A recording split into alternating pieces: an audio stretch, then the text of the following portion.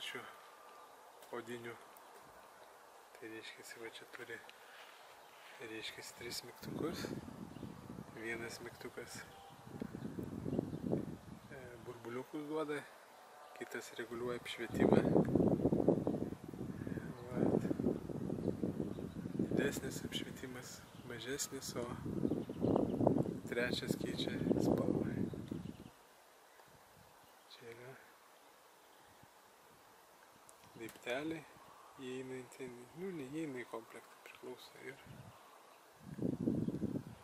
malkinis pečius, kuris reiškiasi su kaminu yra. Tai va. Galim pasižiūrėti, kaip jis atrodo.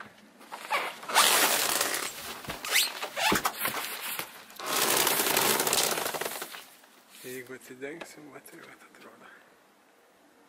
Čia matosi apšvietimas, burbuliukų.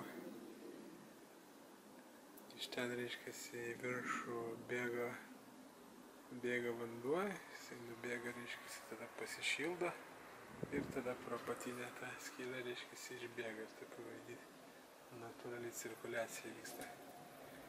O čia, reiškiasi, šitie yra masažiniai purkštukai ir šviesus, va 1, 2, 3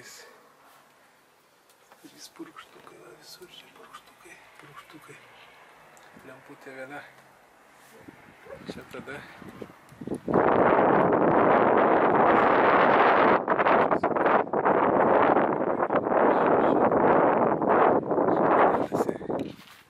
malkos į vidų, o čia pelenai. O čia, reiškiasi, išbėga vanduo iš kubilo. Ten yra mygtukas, kuris išsitraukia. Ir kai išsitraukia, tada va čia išbėga vanduo. Tai va, taip dabar atrodo atsidarytas.